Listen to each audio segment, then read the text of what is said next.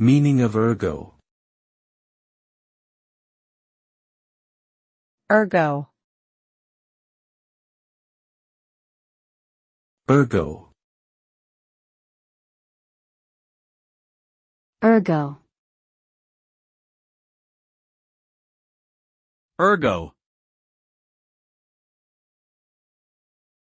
Ergo is a Latin conjunction that means therefore or as a result.